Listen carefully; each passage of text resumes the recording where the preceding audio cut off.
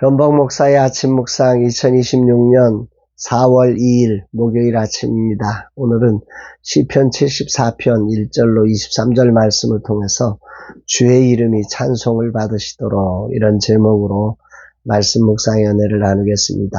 오늘은 목회상한학교 5주차 수업이 있습니다. 열정과 사랑으로 헌신하시는 강사님들과 사관생도들의 하모니가 엮어낼 멋진 헌신에 하나님의 기름 부으심으로 만들어진 작품이 기대되고 기도합니다. 하루의 과로가 어제는 완전한 녹다운으로 이어져 힘든 하루를 보내고 오늘 목회상한학교에 최고의 컨디션으로 참여할 수 없어서 죄송합니다. 컨디션을 잘 조절해야 하는데 아쉬움이 있지만 그래도 감사함으로 오늘도 하나님의 대리자로서 전심의 마음으로 진심을 전하는 하루가 되기를 소망합니다. 이날 주님 어떤 말씀으로 인도하실까? 오늘 묵상할 시편 74편에 대해 학자들은 역사적인 배경을 주전 586년 바벨론에 의한 예루살렘 성전의 파괴의 현장으로 보고 있습니다. 내용을 살펴보면 충분히 공감이 갑니다. 이때의 분위기를 보여주는 구절이 8절 9절인데요.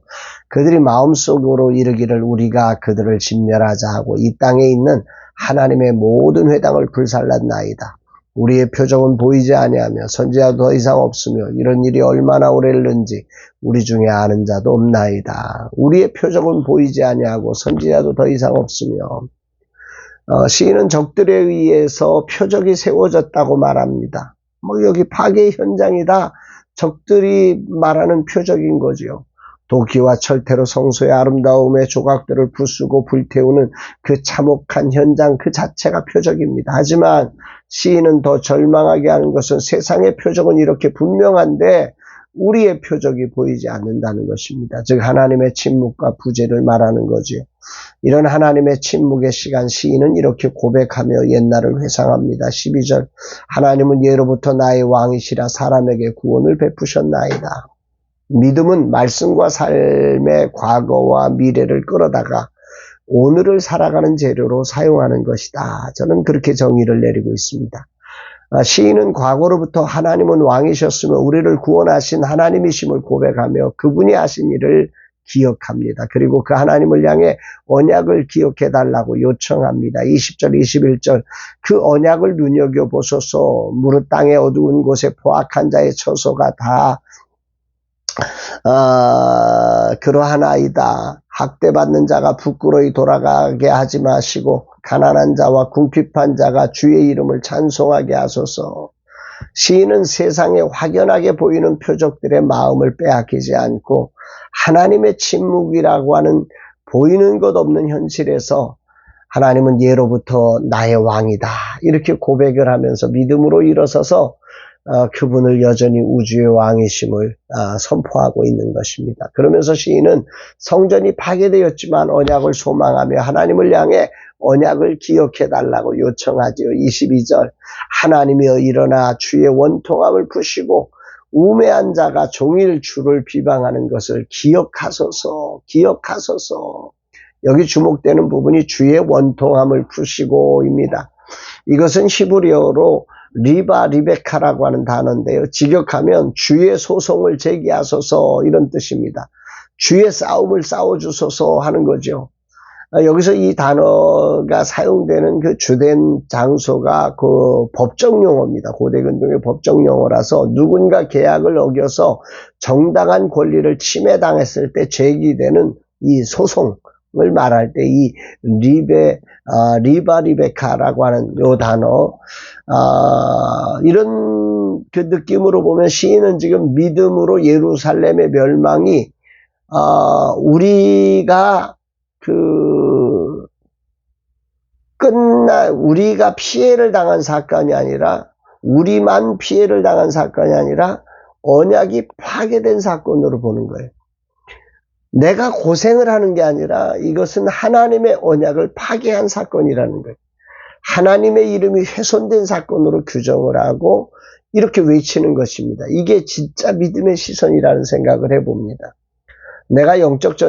제가 이제 영적 전쟁을 연구하면서 깨닫게 된 것은 구약의 믿음의 선배들은 우리가 드리는 기도의 근거를 우리의 억울함이 아니라 하나님의 명예, 주의 원통함에 두었다는 사실이죠. 이게 진정한 믿음입니다. 오늘 시인은 바로 그렇게 기도하고 있지요. 그래서 그는 우리를 불쌍히 여겨달라가 아니라 주님의 이름이 비방받고 있으니 주님의 영광을 위해 이 상황을 바로잡아 주옵소서, 이렇게 고백하는 것입니다. 구원의 근거를 인간의 어떠함에 두지 않고 하나님 자신의 영광을 위한 열심에 두고 이렇게 간구하는 것입니다. 이것이 바로 복음이 말하는 가장 안전하고 확실한 은혜의 원리입니다. 그리고 이것이 진정 하나님을 사랑하며 이 땅이 하나님의 이름이 찬송을 받게 하려는 진정한 하나님을 향한 믿음이고 소망이고 사랑이라고 하는 사실을 깨닫게 됩니다. 오늘 제 몸은 마구 부셔져 내리는 흙과 같습니다. 인간의 능력, 기술, 힘, 건강 모두 이렇게 어느 순간 부서져 내립니다. 죄로 타락한 인생은 결국 이렇게 무너져 내릴 수밖에 없지요.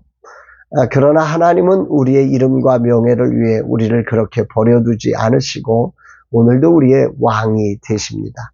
우리가 쓰러지지 않는 것은 우리 하나님은 여전히 우리의 왕이시며 우리를 통해 찬송을 받으시기까지 쉬지 않으시고 일하시는 분이기 때문입니다. 그리고 이 영광스러운 일에 우리를 초대하셔서 동참시켜 주셨기 때문에 오늘도 주저하지 않고 소망 가운데 믿음으로 사랑의 수고를 그치지 않을 수 있는 것입니다. 어떤 어려움에도 주의 길을 선택하리. 이 찬양이 생각나는데요. 주님의 이름이 찬송을 받도록 오늘도 나라는 존재가 아니라 주님의 이름이 세상에서 무력해지지 않도록 나는 하나님의 이름이 이곳에서 찬송을 받게 하시기까지 이 길을 쉬지 않고 걸어갈 것입니다. 고난주간 넷째 날 주님이 오직 아버지의 뜻과 영광을 구하면서 쉬지 않고 그 길을 걸어내셔서 십자가로 승리를 이루셨던 것처럼 저도 그렇게 걸어가는 자 되기를 다짐합니다. 주님, 이 하루도 시인처럼 믿음으로 소망 가운데 사랑으로 주의 길을 선택하여 시인처럼 나아갈 수 있게 하심에 감사드립니다. 주님이 그 어떤 세상보다 크심을 믿고 알기에 오늘도 맡기신 자리가 여호와의 이름이 찬송을 받는 자리가 되기까지 쉬지 않고 기도하며 선포하며 나아갑니다. 주여 영광을 받아 주옵소서 고백합니다. 사랑하는 여러분, 오늘 우리의 자리에 아픔, 피해, 상실 이런 것들을 단순히 나의 상실, 나의 아픔, 나의 실패라고 여기지 마시고 바로 이 자리가 여호와의 명예가 실추된 자리라고 믿는 믿음 속에서 여호와의 이름이 찬송을 받도록 하나님으로 일하시게 하는 그런 거룩한 기도의 선포, 말씀의 믿음의 선포가 살아나는 복된 날 되기를 주의 이름으로 축복합니다. 사랑합니다, 여러분.